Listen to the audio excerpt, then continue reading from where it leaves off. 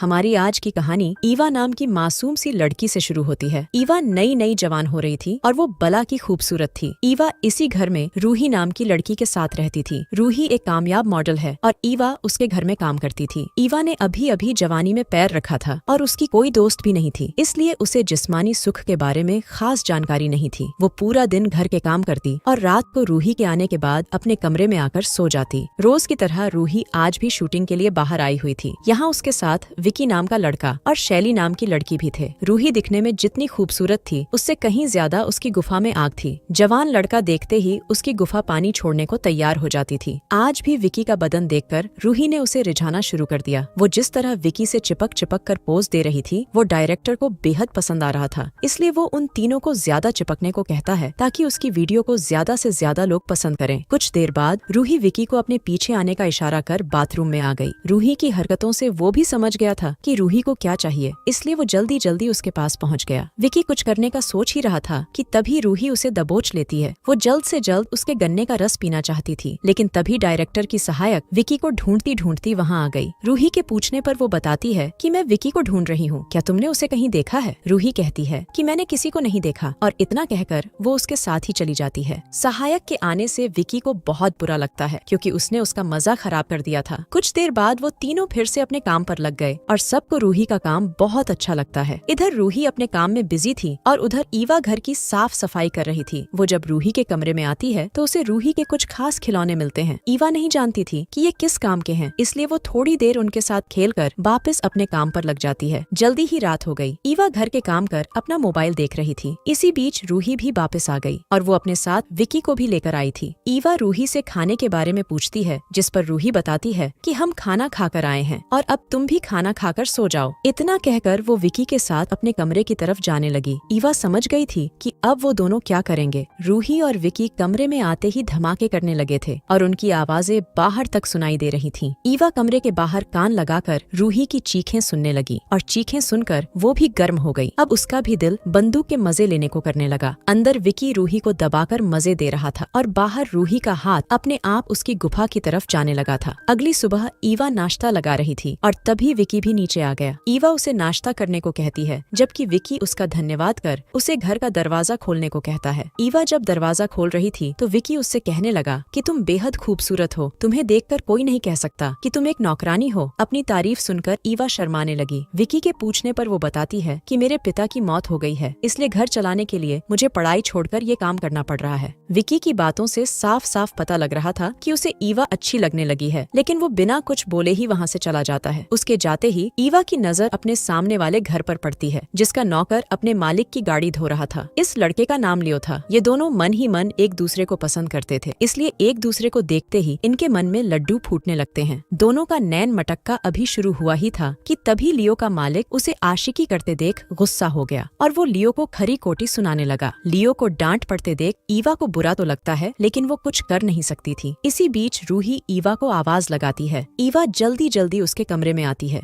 रूही ने कपड़े नहीं पहने थे, इसलिए ईवा नजरें घुमाकर उससे बात करती है। रूही विकी के बारे में जानना चाहती थी, जिस पर ईवा उसे बताती है कि वो तो सुबह ही चला गया था। ये सुनकर रूही नहाने चली जाती है। रूही जब नहा रही थी तो ईवा छुपकर उसे देखने लगी। असल में ईवा जानना चाहती थी कि जवान शरीर कैसा दिखता है और कैसे एक गुफा में धमाके किए जाते हैं, इसलिए वो छुपकर रूही को देखती रहती थी। रात को लियो ईवा से मिलने आता है। लियो कहता है कि मेरा मालिक हमेशा मुझे डांटता रहता है। जब उसने रूही के बारे में पूछा तो ईवा बताती है कि रूही बहुत अच्छी है। इसी बीच वो ईवा को बताता है कि मैं जानता हूँ कि रूही रोज किसी के साथ अपना पानी निकालती है। उसकी आवाजें पूरे मोहल्ले में सुनाई देती हैं, जिन्हें सुनकर मेरा भी धमाके करने को मन करने लगता है। आज रात भी रूही किसी के साथ मजे कर रही थी और ये दोनों उनकी आवाजें सुन रहे थे। दोनों अभी बातें कर ही रहे थे कि तभी लियो का मालिक उसे पुकारता है, इसलिए उसे जाना पड़ता है। दूसरे दिन सुबह रूही तैयार होकर शूट पर जाने लगती है। वो ईवा को बताती है, आज रात मुझे आने में देर हो जाएगी, इसलिए तुम मेरा इंतजार मत करना। इतना कहकर वो चली गई और तभी गली में सब्जी वाली आती है। आस पास के सभी लोग इसी से सब्जी लेते थे, इसलिए उसकी आवाज सुनकर बाकी नौकर भी बाहर आ गए। ईवा सब्जी में खीरा और बैंगन लेती है, जिसे देखकर वो दोनों ईवा के साथ हंसी मजाक करने लगी। वो दोनों उसे इन सब्जियों का सही काम बताने लगती है, जिसे सुनकर ईवा शर्मा जाती है। वो उसे बताती है कि पहली बार पानी निकालने पर कितना सुकून मिलता है। ईवा को उनकी बातें सुनकर मजा आ रहा था। सब्जी लेने के बाद वो घर की साफ सफाई करने लगी। रूही के कमरे से उसे पहले कुछ पैकेट मिलते हैं और फिर उसके हाथ 3-4 सुरक्षा कवच लगते हैं जो भरे पड़े थे। ईवा जल्दी जल्दी सारा कचरा उठाकर कूड़ेदान में फेंक देती है। देर रात को जब ईवा नींद में थी तो लियो उसे आवाज लगाता है। जब ईवा उससे मिलने बाहर आई तो वो उसे रूही की गर्म आवाजें सुनने को कहता है। रूही की आवाजें सुनकर लियो गर्म हो गया और वो खुद पर काबू नहीं कर पाता। वो ईवा को भी गर्म करने की कोशिश करता है, लेकिन जल्दी ही ईवा उसे रोक देती है और उसे वापस जाने को कह देती है। उसे थोड़ा बुरा तो जरूर लगता है, लेकिन वो ईवा से प्यार करता था, इसलिए वो चुपचाप वहाँ से चला जाता है। इसके बाद ईवा अपने कमरे में आ गई। भले ही उसने लियो को भगा दिया था, लेकिन उसकी हरकत ने ईवा के बदन में आग लगा दी थी। दिन में उसने जो सब्जी ली थी अब वो उसका इस्तेमाल करने लगती है। देखते ही देखते उसने लियो को याद करते करते अपनी गर्मी शांत कर ली। सुबह जब ईवा रूही को जगाने उसके कमरे में आई तो उसे रूही के कमरे में शैली दिखती है। मतलब रात को रूही किसी लड़के के साथ नहीं बल्कि शैली के साथ मजे कर रही थी। ईवा नाश्ते के लिए कहकर दरवाजा बंद कर देती है और फिर उन दोनों की आवाजें सुनने लगती है। रूही को शैली के साथ देखकर ईवा समझ गई कि रूही को लड़के लड़कियां दोनों ही पसंद हैं। कुछ देर आवाजें सुनने के बाद वो नीचे आकर नाश्ता करने लगी, जबकि रूही और शैली की गर्म आवाजें पूरे घर में गूंज रही थीं। थोड़ी देर बाद जब वो दोनों चली गईं, तो लियो ईवा से मिलने आता है। वो ईवा से कल रात के लिए माफी मांगने आया था। वो कहता है कि रूही की आवाजें सुनकर मैं बहक गया था, लेकिन अब से मैं ध्यान रखूंगा। ये सुनकर ईवा उसे माफ कर देती है। आज रात फिर से ईवा लियो से मिलती है। वो उसे बताता है कि मैं तुमसे बहुत प्यार करता हूँ। ये सुनकर ईवा भी कह देती है कि मुझे भी तुम बहुत अच्छे लगते हो। दोनों अभी बातें कर ही रहे थे कि तभी ईवा को रूही के आने की आहट सुनाई देती है, इसलिए वो लियो को जाने के लिए कहने लगी। वो अभी जा ही रहा था कि तभी रूही उसे देख लेती है, लेकिन वो ईवा को इसका जरा भी एहसास नहीं होने देती। अगली सुबह रूही नाश्ता करने नीचे आई हुई थी। वो ईवा को बताती है कि आज भी उसे आने में देरी हो जाएगी, लेकिन इस दौरान वो जिस तरह ईवा को देख रही थी उसे देखकर साफ पता लग रहा था कि वो ईवा के बारे में क्या सोच रही है। रूही देर से आने वाली थी, इसलिए ईवा ने लियो को बुला लिया था। दोनों पहली बार इतने करीब थे और देखते ही देखते ये दोनों वही करने लगे जिसका लियो को कब से इंतजार था। ईवा तो रोज अपनी गुफा में धमाकों के सपने देखती थी, लेकिन आज जब सच में उसकी गुफा में धमाके हुए तो उसे उतना मजा नहीं आया जितना उसने सोचा था। अगले दिन ईवा सफाई कर रही थी। वो लियो की मेहनत से खुश नहीं थी, इसलिए वो कुछ सोचकर रूही के कमरे में आ गई। यहाँ आकर वो अपने आप को रूही और उसके दोस्तों के साथ सोचने लगी। उनके बारे में सोचकर वो बेहद गर्म हो गई, इसलिए वो रूही के बाथरूम में ही नहाने लगी। इसी दौरान रूही भी घर में आ गई और जब वो अपने कमरे में आई तो उसे बाथरूम में ईवा दिखती है। ईवा का भीगा बदन देखकर वो कुछ नहीं बोलती, बल्कि उसे पहनने के लिए कुछ कपड़े देती है। ईवा को कपड़े बेहद अच्छे लगे और वो खुद को आईने में देखने लगी। तभी रूही पीछे से आकर उसे प्यार से छूने लगती है। ईवा को उसका एहसास बेहद अच्छा लगा था, इसलिए वो उसे रोकती नहीं। उसे रूही के साथ बहुत मजा आया था, इसलिए वो लियो के पास जाकर उसे रात को मिलने को कहती है। रात होते ही वो उसके पास आ गया था। ईवा जल्दी जल्दी उसे अपनी गुफा में धमाके करने को कहती है, क्योंकि रूही ने उसका दिमाग खराब कर दिया था। ये दोनों अंदर लगे हुए थे, जबकि रूही दरवाजे पर कान लगाकर इनकी आवाजें सुन रही थी, जैसे ईवा उसकी सुनती थी। अगले दिन रूही ईवा को अपने पास बुलाकर कहती है कि मैं तुम्हारे चक्कर के बारे में सब जानती हूँ और मैं ये भी जानती हूँ कि साला तुम्हारा प्रेमी तुम्हें खुश नहीं कर पाया। वो चाहती थी